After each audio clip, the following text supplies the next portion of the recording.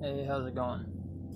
So, I know a lot of my videos have been all about just showing me driving. I watch a lot of YouTube on my off hours, and one thing I've noticed is there's not a whole lot of drivers just explaining how they do things in the truck. I've been driving for about 3 years, almost 4 years now, and everything I've picked up so far, it's all been self-taught, or I've just had to kind of figure it out on my own, or just talking to other drivers in the truck stops. So I'm gonna kind of start a series on how I do things, and hopefully you guys can get some ideas on how we live in big trucks, the true original tiny house living. So, but this first video is more or less for keeping food cold. For quite a while I've used one of the Coleman iceless coolers. I'm going to show it to you now. It's this here. It's got a little fan right here, or a little bit bigger of a fan right here. You can see mine's a little beat up. And you just got a 12 volt just cigarette plug wire here. When it comes from the factory, it's pretty long. This one here has been cut down a couple of times because I've had to work on the plug a couple of times because it's broken or whatnot. The reason why I'm actually not using this anymore is the plug that comes with it is a rather heavy duty plug, and it does get rather hot. I'm just not able to replace that. Sorry about that glare. I'm not able to replace that that plug with a plug that's going to work properly for this. But on the inside, it is rather roomy. Again, I've done a little bit of modifications to this myself. Put a bigger fan in it, because I've had to replace that fan because it burned up. All it is just a 12 volt, or just a 12 volt computer fan. Is all. You can pick them up at any computer store for very cheap, 10, 15 bucks. It's a lot cheaper than having to buy a whole new unit.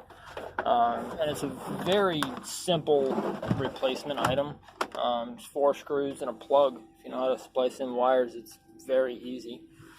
But the reason why I decided to make this video is actually I just got a 12 volt refrigerator. The Coleman is considered an iceless cooler. It says that it aims to get your product, or the inside, 40 degrees below ambient temperature. So 40 degrees below whatever the outside temperature is. When it's 80, 90 degrees outside, it's only getting your food down to 50 or 40 degrees, and you can't really keep fresh fruits or vegetables or anything like that. Milk, things like that. So I ordered a 12 volt refrigerator a few days ago on Amazon, and it just came in. And it is Costway brand. I'm gonna be honest with you. I've only had it for a few hours. I've only been playing with it for a few hours. I mean, so far, it looks to be a very well constructed product. The one thing I do like about it is the fuse that it has for the line. Rather than it having it in the plug where you plug it into your cigarette lighter, it's actually on the back of the unit. It's a regular, just a regular car fuse, which is very convenient because it is designed for use in vehicles. So you always should have extra fuses like that. I know the name of it, I just can't think of it. So here, I'm going to lift this up for just a second here, so you can see the back of the unit. And there's the back of the unit there. The fuse is actually right back there. I'm sure it's a little hard to see. And then this here, when I bought this, it said it had a battery protection. My interpretation of that from the beginning was there's a built-in battery on this, so if it loses power, the battery will pick it up. That is not the case. The case with this is, after reading the manual, it says the battery protection is basically protecting your car battery or your vehicle battery. If it drops below a certain voltage, the unit will stop running. It will stop consuming electricity. And living in my truck, the way my semi-truck is set up is, if the batteries get below a certain voltage, the engine will start up. So it has its own battery protection on it. So that is actually a feature that I am not going to be using. But it does have a switch right there, and it determines whether it's a low, medium, or high. And it explains all that in the booklet, which I can actually show you.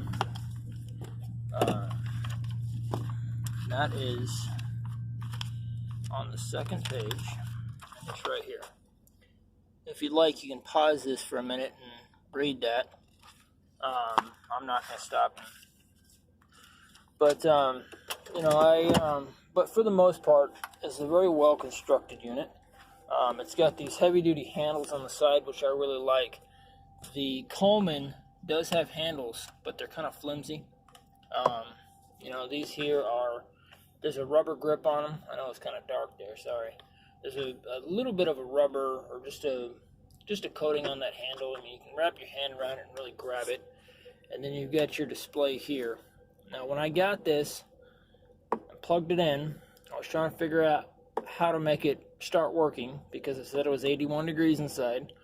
And I could not figure out how to get the compressor to kick on. And this is the main reason why I wanted to make this video. When you plug this in, the compressor is going to take a little while to kick on the first time, right after you plug it in. It will start up. I was trying to figure out, how to make it start. It starts on its own. It does take a little while the first time you plug it in. If you unplug it and replug it back in, it's going to take a minute to start up, a few minutes. But then it's going to run it down to a temperature. I've got mine set at 34 degrees, and it run it down all the way to 30 degrees. 29.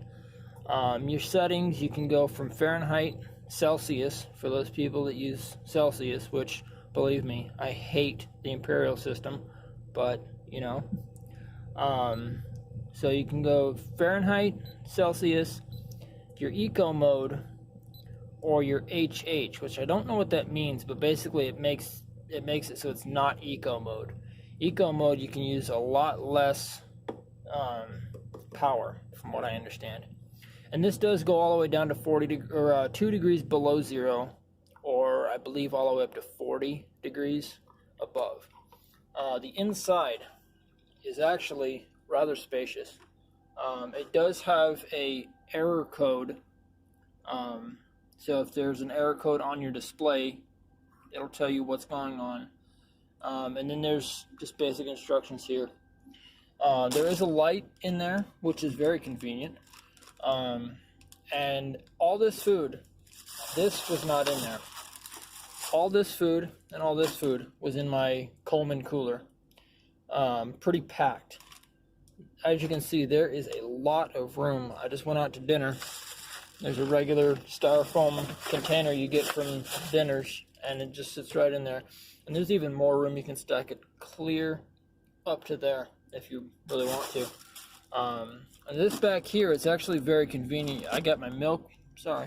We got my milk, some salad, a bit of celery, things like that in here that you just really shouldn't freeze. And then up here, everything is, doesn't really matter if it gets frozen or not. This metal part here is what gets really cold, and what is actually the cooler part of it. Back here doesn't have that, it's just plastic lining. And this should not freeze. So I'm sure I'll make a video in the next few days just describing that. But as I said, it's the first day I've had it, first really few hours that I've had it and been able to play with it. But so far, I'm very satisfied with it. I was a little bit worried about getting this, with it being a brand I really haven't heard much about. I'm very familiar with Dematic. They put their fridges in all of their their fridges are in pretty much every semi truck on the road, if they come from the factory with one. I've had Dematics before. They're very reliable, do a really good job, but they are extremely expensive. For example, the truck that I have is a 2018 Freightliner Cascadia, and the fridge that actually goes in this hole right here, to purchase that refrigerator for this rig is $1,000. I don't have $1,000 laying around to purchase a fridge for a company truck. So I went ahead and bought this for around $300. And as I said, so far it's doing me a really good job. And I'm really excited about having this. I've had the Coleman cooler. I've got to say, that's done me a pretty good job. I've had that Coleman cooler for almost 3 years now. And like I said, it's done me a really good job. It's just, I've always been a little bit worried about having like lettuce, milk, things like that. And there has been a few times where it did quit working on me. And that is rather devastating. You know, I like to keep Hunger Mans or frozen food. So, you know, hopefully this is going to do me a better job than my Coleman has. But as far as keeping food cold, that's pretty much your option if you don't have a fridge in your truck when you get it, or, you know, if you're living in your vehicle or off-grid. I definitely recommend, if you can't afford the refrigerator, definitely get a Coleman iceless cooler. They're around $100 or so. You know, they do a pretty good job. For extremely long-term, you know, years, like I said, I've replaced the fan a few times in it. It did all right. After I put the bigger fan in it, I did notice it got quite a bit cooler. But as I said, if it gets, you know, 40, or, you know, if it gets up to 80 or 90 degrees, your food inside is, you know, getting up to about 40, you know, so it's getting pretty warm in there. So I feel like I'm rambling on, so I'm going to end this. Please subscribe if you're not subscribed. I know I'm a very small channel right now. I'm going to be honest, I don't edit my videos. Sorry. You know, I watch a lot of YouTubers, and there's one YouTuber that says, if you don't like my video, rather than leaving a hate comment, just go find a better video to watch.